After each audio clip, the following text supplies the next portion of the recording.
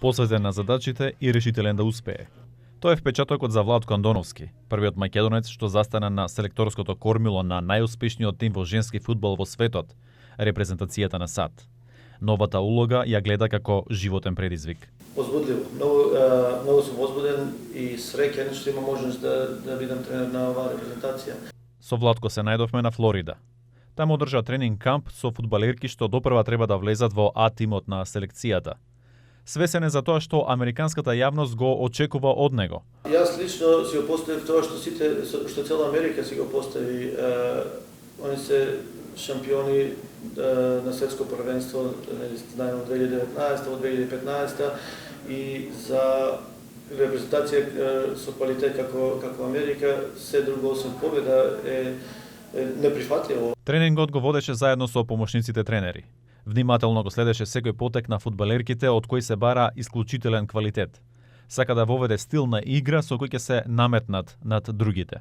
Сме на прво место, сме најдобри, ама ако останеме тука каде што сме, нормално дека многу репрезентации ќе не преминат, затоа што не е дека само ние работиме, а другите стојат. Во САД пристигнал пред 19 години и почнал прво во мал фудбал.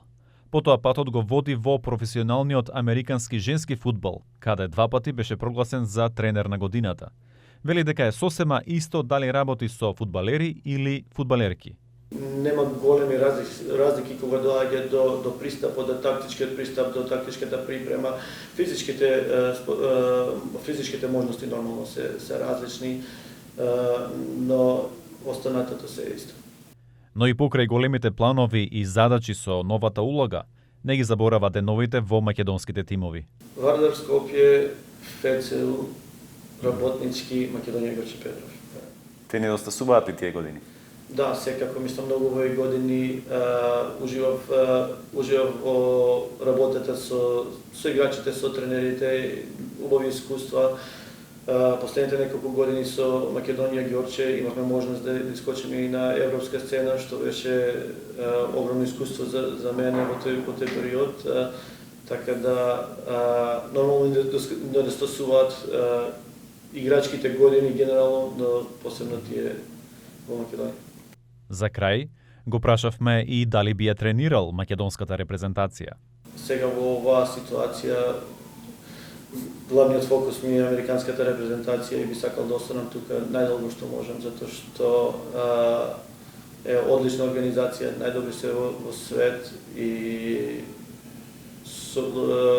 поддршката што ја имам од федерацијата и од целокупната јавност е нешто што во моментот ми оди во прилог и сакам максимално да искористам можности.